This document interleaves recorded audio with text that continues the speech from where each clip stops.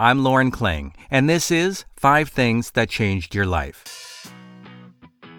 Each episode, I sit down with a special guest and ask them to share 5 stories, events, or experiences that had an impact on their life, like a person who helped them decide a path to take, or a place that completely transformed the way they think.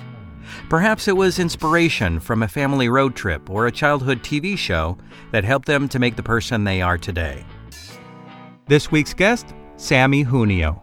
When you experience love for the first time, especially if you experience it as a hormone-filled teenager, it feels like beginning of your life to the end of your life in a snap of a set of fingers. In love, I definitely wasn't. It was a very intense infatuation with my best friend. I regarded it as the first genuine thing that I've ever had.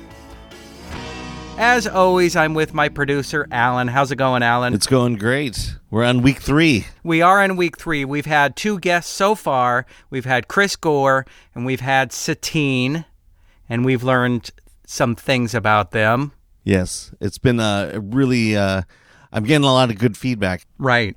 So who's on this week? So our audio engineer, Samee Junio. I know, very fascinating. I mean, I think, like most Asians I know, including myself, kind of quiet, but this was just a really great opportunity just to talk to her and get to know her, and something that that I don't often get to do with a lot of people. With what, fellow Asians, or with anybody, just to kind of, I mean, that's kind of the whole thing about this, is just being able to talk to someone and just get to know them, and in a way that you may not get to do in casual conversation.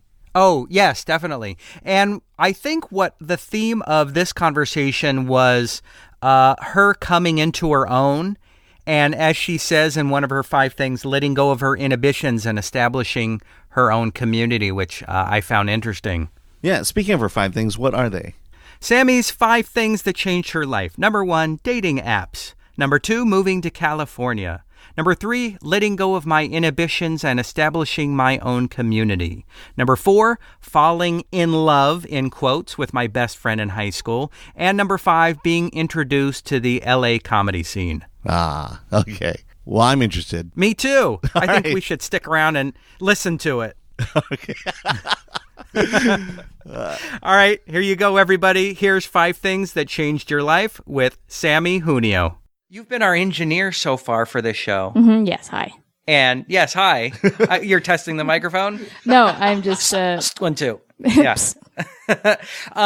So I'm curious. Alan and I had asked you if you wanted to be on the show. Yep. And you said yes with confidence. And I'm wondering why? Well, I mean, you wanted to get 5 tentpole events from anybody, and I'm anybody, so. Right.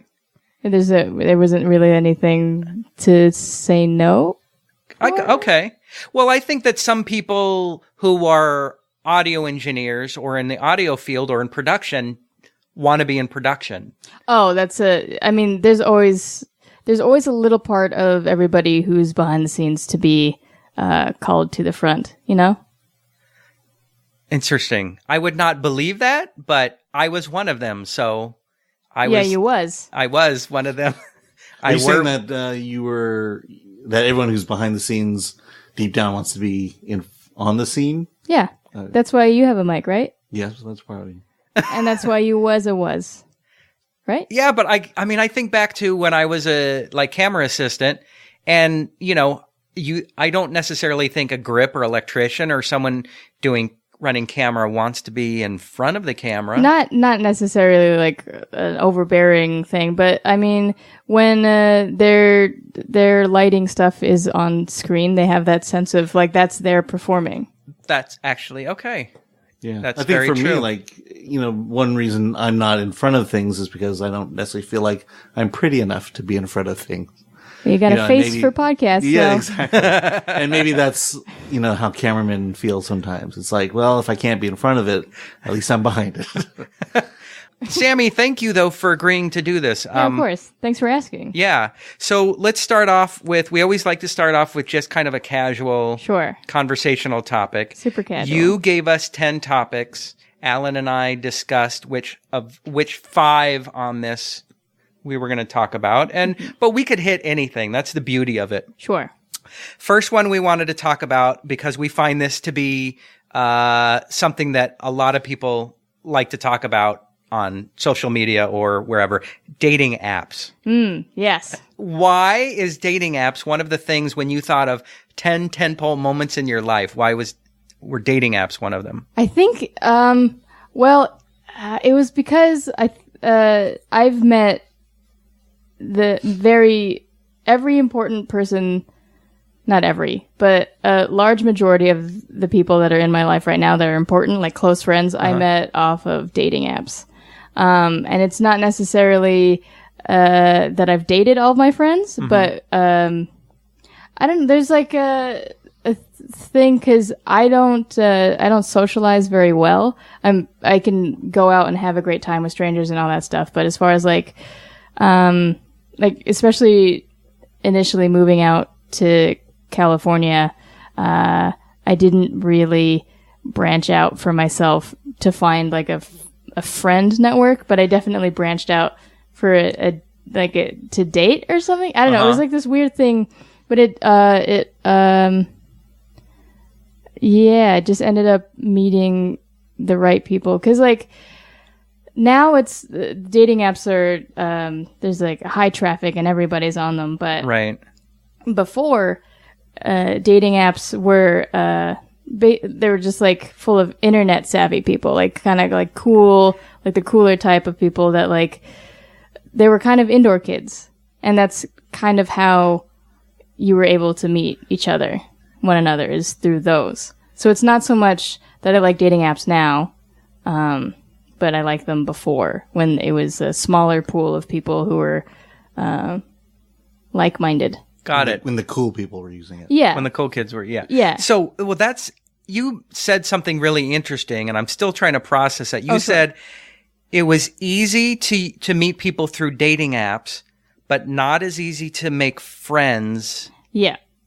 And so, but I guess you kind of explained it. It was easy to meet people in a dating app, and the word date doesn't mean you were necessarily looking to date, or were you looking, when you were on there, were you looking to meet someone to go out on a date with, or really just to meet friends and people? Well, I think it was a little bit of both, but when you meet up with somebody, when I've met up with people off of the internet, I kept it pretty casual. Like the vocabulary you use is not let's go out on a date, it's let's hang out. Right. And I think because your lists of interests are like semi-required on dating apps, then you can figure out like if you actually have a lot of stuff in common, because that's things that you can use in friendship and dating, is that, we have all of these things in common.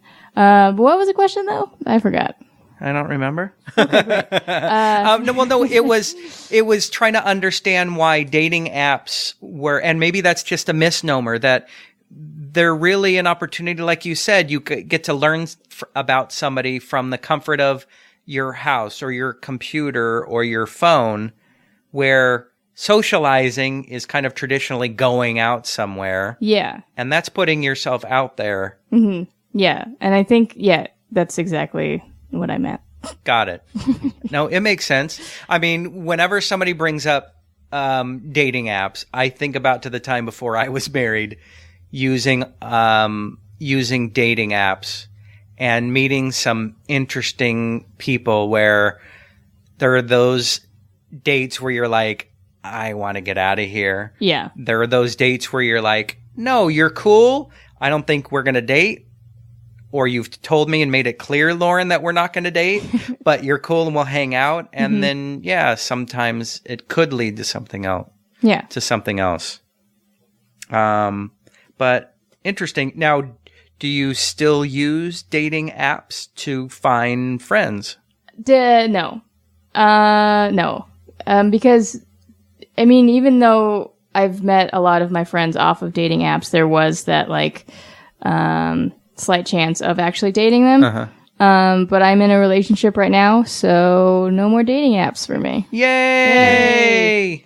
But we did actually meet off of a dating app. Oh. Yeah. That's cool. Yeah, it's exciting. So it does work. Yeah. It can work. Yeah. Yeah. I mean, yeah. How soon did you know? I mean, did you know before you met them, like by their bio, or? Well, we met off of Tinder, and I met her while I was in Colorado for my parents' 50th wedding anniversary. And I was out there for 4 days, and it was the first time that I even thought about starting a Tinder. And then I think, admittedly, the excitement of having Tinder and being able to swipe left or right, I got swept up in it. And if you've ever used Tinder, it gears towards shallow, which is fine. And right, you see somebody's face, right, and you swipe left or right, and there's hardly any reading of the bios. Like the bio, the space that they leave for it is just like the standard is 2 to 3 sentences, but you can be a little bit lengthy and stuff. But that's all you get is just like a tiny space for explaining yourself. So when you swipe, it's swipe right for yes, correct? I think so. So basically hot, not hot. Yeah. Basically. So when you swipe right, both of you, then what happens next? Well, you get a notification that you both you matched, and then the decision is yours to message the person or not. Okay. And Tinder works off of Facebook, so you get to see your mutual friends. And I saw that the one mutual friend we had, I was hanging out with. And so I bullied my friend, our mutual friend, into contacting the girl. And then it happened that we were all drinking, but the girl was like 1.5 miles away. So we took our day drinking butts over to where she was, and we met. I think that's rad. Yeah. That's pretty cool. That's awesome, because the old school meeting somebody in person, or the blind date, or having somebody hook you up with friends, it still happens. It still sucks. Yeah. It requires you to really have a lot of faith in yourself, faith in other people, and that's not always easy when you're dating. You kind of feeling like, am I worthy? Sure. Yeah. Of finding somebody to be with. Yeah. So you had mentioned that a big moment was moving to California, and you listed that as one of the things that changed your life. So where did you move from? I moved from Colorado. I was living in a house with a couple of roommates, and then my parents had approached the entire family with the idea that they were going to move to California. And at the time, I was going through some emotional things, so I decided to move back in with them in order to move out here to California. Got it. Yeah. And are you glad you made that decision? I am. Yeah, it's tricky, and my thoughts on it sometimes seesaw. Like one set of weeks, I'll be like super glad that I moved out here because there are so many opportunities, and some weeks I kind of regret it a little bit. Like, oh, look at all that stuff that I'm missing, and it's definitely just like a feeling of missing out on everything and everyone that I left behind. Right, yeah. So there's the comfort of the people that are still there. Yeah. Do you think that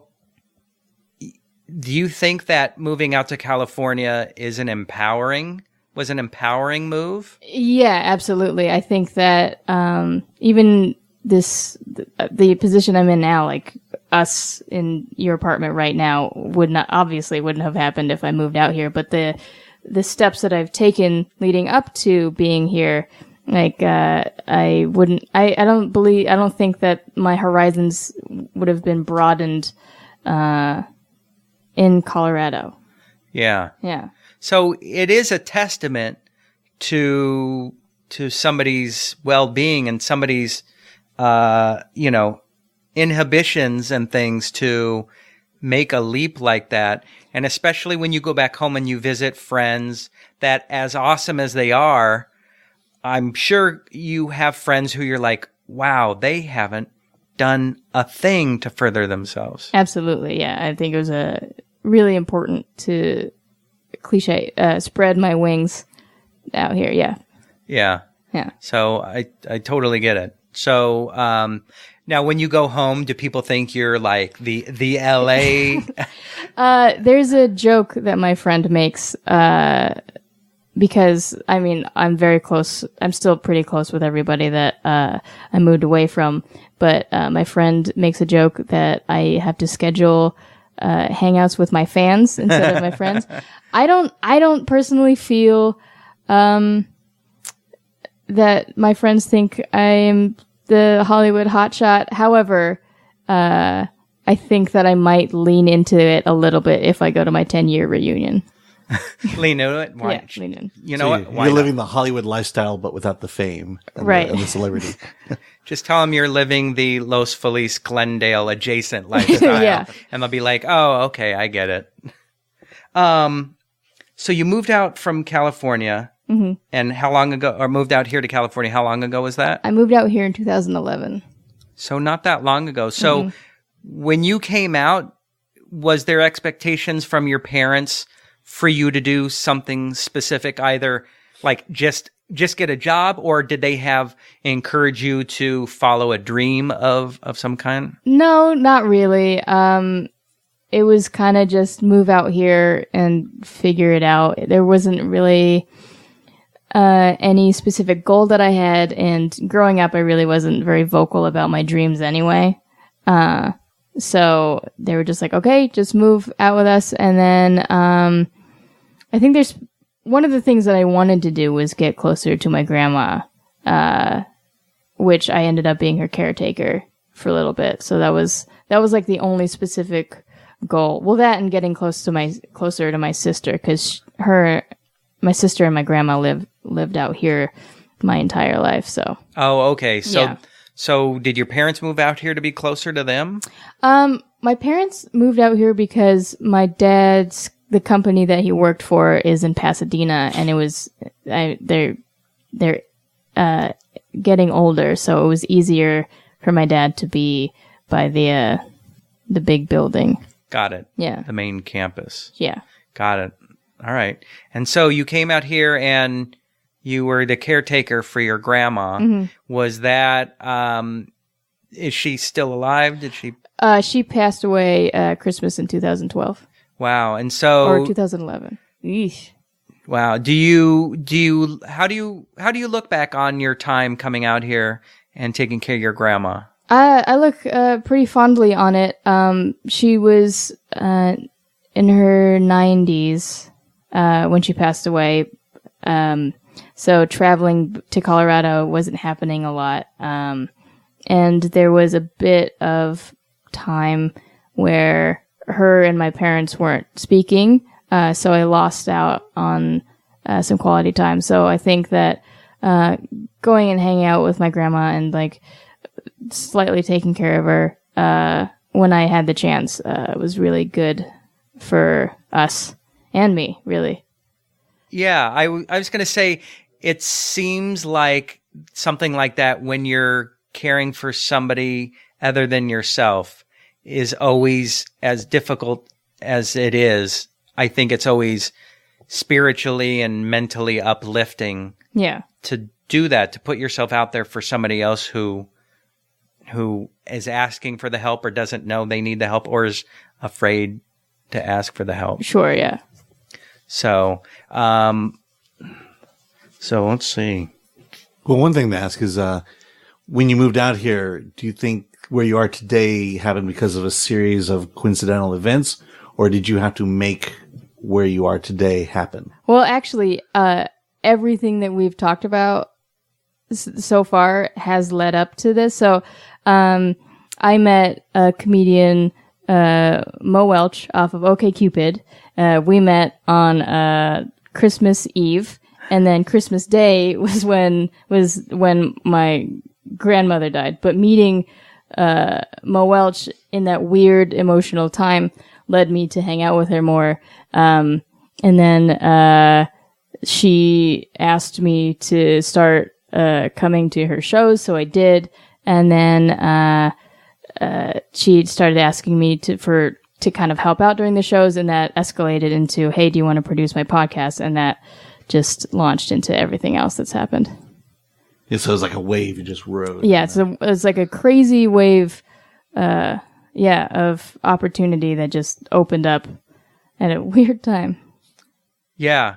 There's always, we don't have control really of these weird situations and where they'll lead. Are you the type of person that is open to new ideas or allowing your path to be altered? Or are you always kind of like me? I've up until recently been scared of making any adjustments to my path. Like my dad was an accountant and my family were all numbers people. So it was like, you prepare and it's zeros and ones and that's it. Mm-hmm. And as I learned as a creative person and as an artist, that doesn't work. Yeah. I wouldn't make a move at all. So how did you feel? Well, like you, I definitely was a little bit more uptight about change and all that stuff. So, part of my development out here, was forcing myself to, agree to things and go out and just really branch out. And so, yeah, it was difficult to break myself out of that, to convince myself that change is good. And I'm still loosening my grip. But it was for sure like a white knuckle, like relentless, like just like unwillingness to release for, I don't know, until I was like 22, until I started actually relaxing. Oh, wow. So you did it early. It took me a lot longer. Oh, yeah. But, you know. I mean, it's a process. It is a process. Have you and Mo ever talked about that? Because it sounds like she was kind of a pivotal person in your life. And so. It's tricky. We have this very close friendship now, but we don't communicate a lot. So, we both know very much how important one another, we are to each other, but we're not gonna like talk about it and like get mushy and stuff. Right. Okay. Yeah. It's business. It's like business. And like, I jokingly call her my comedy dad mom, cause she's the reason why I'm doing any of this stuff. Well, I mean, she introduced me to all this stuff. So. Right. Kind of opened the world. She really did. Yeah, for sure. And I mean, she knows that. And there are times where we kind of talk about it, but I mean, we're just that's not where our relationship Got it. I mean, is. would you think she's more of a mentor? I would say so. Well, to an extent, I think so. Yeah. She introduced me to a lot of people and like showed me, and definitely showed me the ropes for a couple of things. And then I just grew into it. So yeah. Okay. Yeah. It sounds like kind of a mentor, mentee kind of thing. Yeah.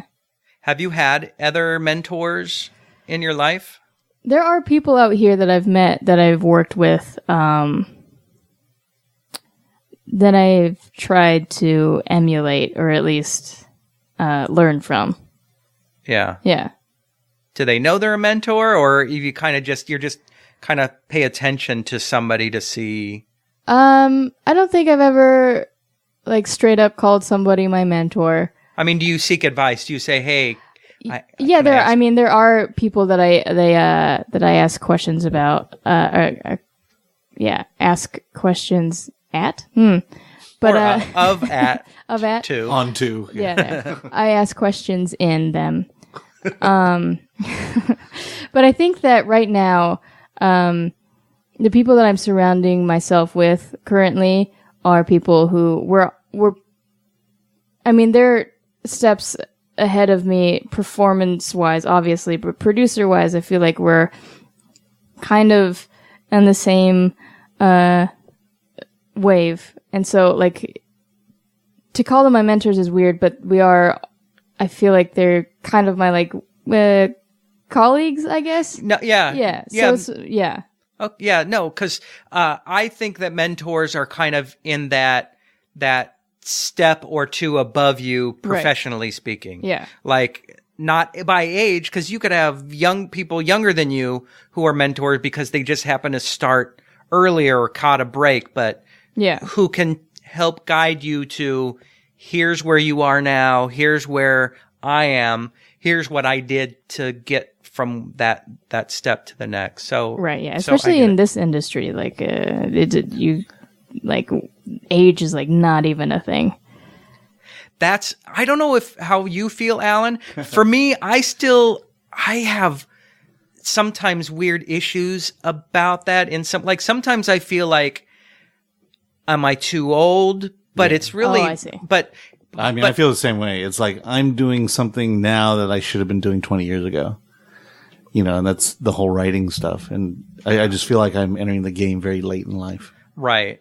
But I think some of it is we're taught, at least in this business or in life in general, when you get to a certain age, you're not allowed to do things anymore. You're not allowed to be in the crowd of people who are in the zeitgeist. Ask any actress, model, whatever. Right. I mean, age is a big thing, especially among women. Right. I think especially more now with computers and social media, it does feel like everybody from 5 years old to 55 who can talk about computers and tech and geekdom, you're kind of in this world and age doesn't matter as much. That's that what you've found? Definitely. Because it's not even a question. I mean, I guess it's like for more the behind the scenes or behind the mic people that age doesn't matter. But I mean, it's a different thing if you're in front.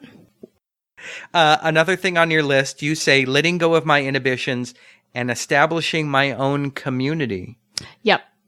Yeah. Yeah. So what is this community? And it sounds like you want to take ownership of a community of some sort. Not necessarily owning a community, but just being a part of it and like knowing that my presence in the community is acknowledged and appreciated. And I mean, it's more comedy stuff because that's kind of my life right now. So just like finding my specific community within the community was pretty important. And like, that's, it was my inhibitions were shattered by just like wanting to lay my roots in somewhere. Right. Because thus far, I haven't really done that in my life, really. I was always kind of piggybacking on someone else and like putting their interests and needs in front of my own. So really, setting my feet down and like making it sounds more like, look at me than it is, but like making my presence known, has been pretty important and empowering, really. And this is happening like within the last like 2 to 3 months. Oh, wow. Yeah. That's amazing. And again, I think being humble is still important, but to recognize that you have a voice. I mean, that's why we're artists and we're creatives. We have a voice. Even if you're still living in Colorado, whatever you're doing that's not work, or even at work, you still have a voice and you want to have input. Yeah. And to not discount that and to want to share that is, definitely empowering. It sounds like you thrive on collaboration. I think that at this point, collaboration is going to be where I'm at, especially because I haven't had the confidence to do my own things. Right. So collaboration, it's like where I'm living right now. Yeah, but it's also the idea that you have a part and you have a role. Yeah, absolutely. And that you're not running the show, but you're definitely doing your part in the show. Yeah. Yeah. Do you kind of ever step back and look at other people in this scene, in the comedy scene, to kind of maybe see if you can see other people that look like how you used to be? Yeah, I think it's easy to see, especially to pinpoint the like little baby birds. What does that look like? How does that feel? It's the I mean, I'm generally enthusiastic, but when you recognize like a newbie or a rookie, you can just see everything. I don't know, it's just like they're like glittering and like they're still looking at every corner of every room like, oh my God, that's so new. But I'm not saying that like I'm not still excited to be where I'm at all the time. Right. It's just like, oh yeah, like that's a very cool corner I'm looking at right now. It's still cool, but like, like, yeah, it's like wide-eyed fascination that you can just tell that somebody's still new. Yeah. Yeah. It's like when we get a new improviser in our team, it's like, wow, they're really enthusiastic. And Yeah. Yes. you just want that to go away. You just break them in a little bit. I will say that Alan, as the former owner operator of an improv troupe, Yeah. tried to beat the excitement out of us. And it worked. That shows no longer exists. He kept swiping left when we wanted to swipe right.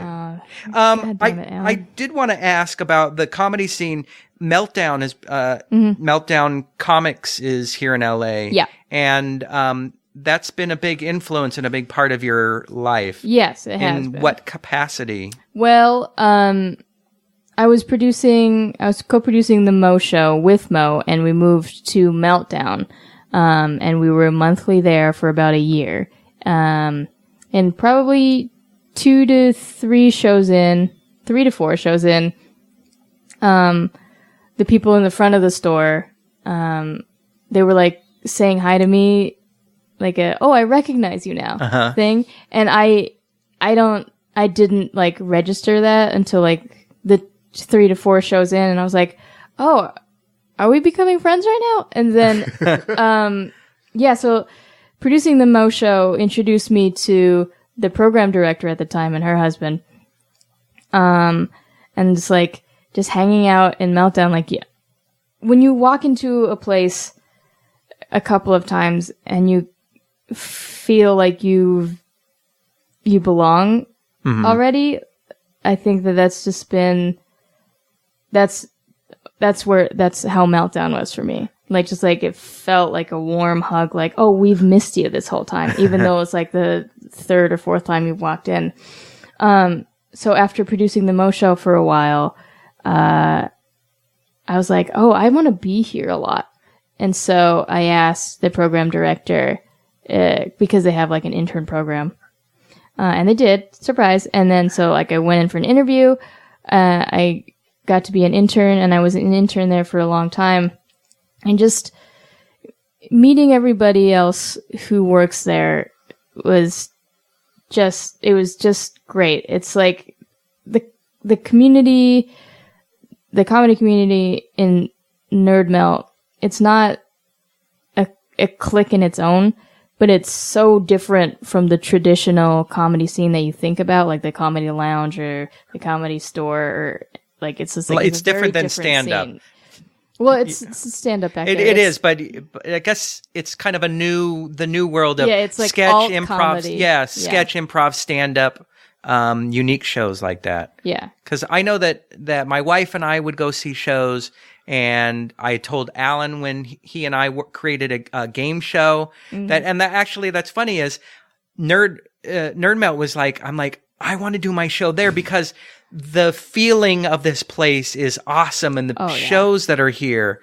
And I think it didn't work out, but in fact, I had gotten your name from Emily, who suggested somebody, and it didn't work out. And I was like, oh, yeah, unfortunately. But that was one of those things on your path where it was the universe saying, now's not the time. Yeah. Maybe this podcast is it, and maybe it's not. So, but I totally get that kind of that feeling of when you go somewhere and you're like, I feel comfortable here. Yeah. I feel warm here. Mm-hmm. Oh my God, I'm surrounded by comic books and toys and stuff. So Yeah.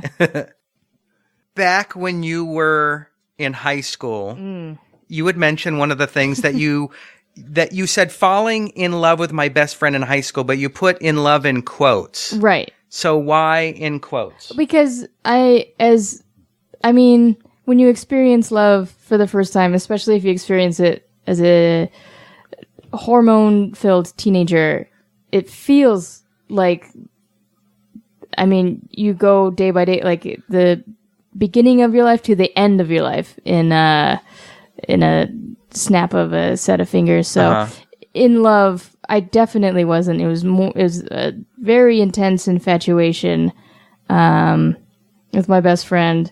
Yeah. So that's why I was in quotes. And how long did it last? A long time? Oof. It went from sophomore year of high school to about, I think I finally figured it out by 21. Wow. Yeah, it was a while. So it was a while. Mm-hmm. So did you act on your feelings? Or? I did. It was this weird thing. This girl was dating one of my brother's friends, which means that her boyfriend was 4 years older. So he wasn't in school with us. But it was like this very weird. It wasn't weird. It was just it was like a flirtation, and we were friends before, and then I started having these feelings, and then it became like very flirtatious. And then when you're going through puberty, you just touching each other, and it's not sexual by any means, but like you're just like punching and slapping, and then like and all that stuff. And so it felt in the beginning very like playgroundy, like roughhousing, and then it turned into like more like loving, tender moments, I guess. Yeah. Yeah, no, I get it. Now, do you still talk to this person? Not really. It was one of those experiences that kind of happened and it's a past. Yeah. It was very, very intense, and it escalated to the point where her boyfriend was weirded out by it, but like it was a weird exception. Like I was a weird exception, maybe because I was a girl. But like, we would like get drunk and make out and it would be fine. But like I regarded it as the first genuine thing that I've ever had, because I am the youngest of 5. So everything was, hand-me-downs and all that stuff. And because I grew up with my brother in the household and he was 4 years older than me, I was very overshadowed by the fact that he was the only boy. And so my relationship with Caitlin and my feelings for Caitlin were definitely, I thought, the first like genuine emotions I ever had. Yeah. Have you ever looked her up on Facebook just to kind of... Yeah, we communicated a little bit, but we had a pretty big falling out. And I think we only started talking again maybe 2 years ago. Okay. Even then, it's like not.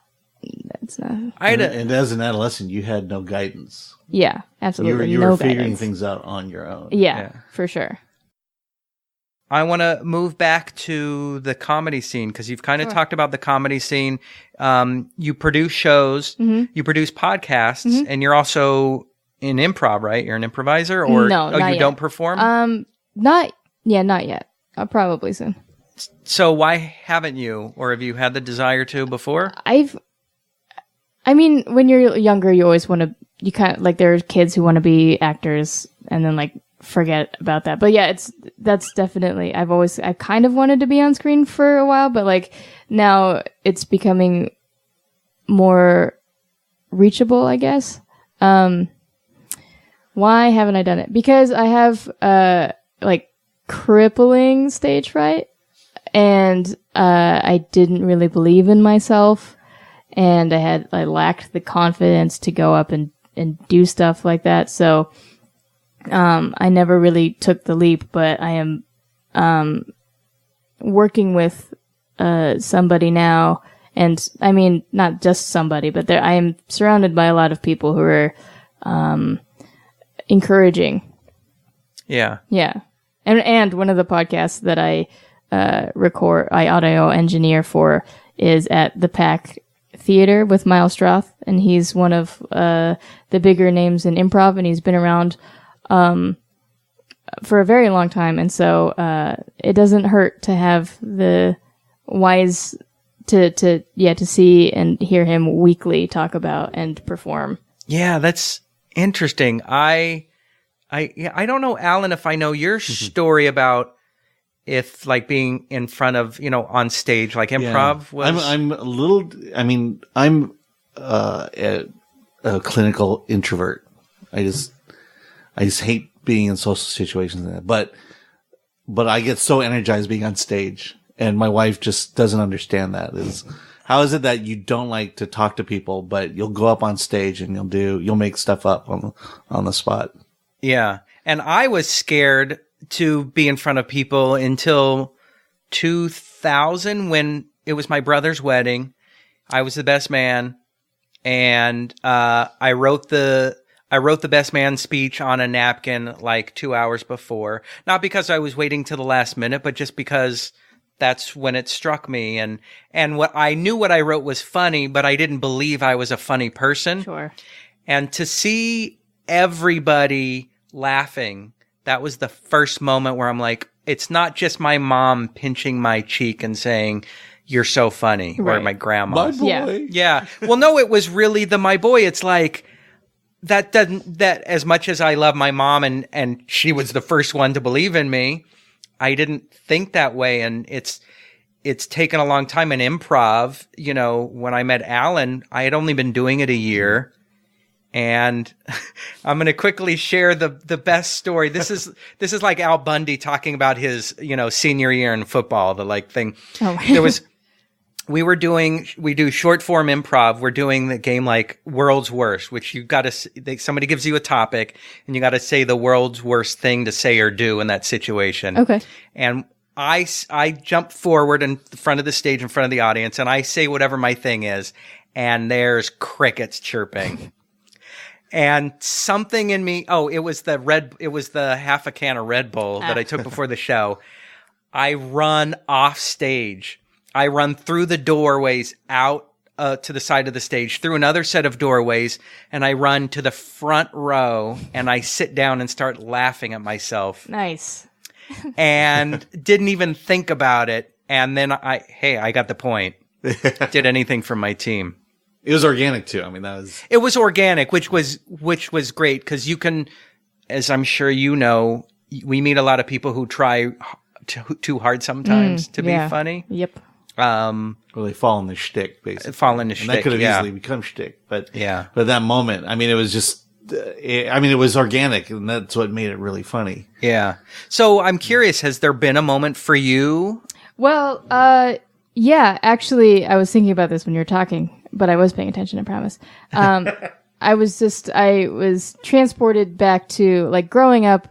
You just joke around with your friends and stuff, and like I would get a couple of my friends like, "Oh, you're so funny, you should be on Mad TV," and I never really believed it, but like recently, as I've been just actually sharing creative things that I'm doing, I was approached by somebody who needed movie pitches for a pilot of a TV show, and that was the first thing the first time I've ever been approached to do anything, and it was the first time I like really put thought into it. And it resulted in receiving a check from a big network, and I recently received it, and it was like this really crazy moment where I was looking at the check, and I don't think like this usually, but I was looking at the check and I was just like, this isn't the last time this network is going to give me money.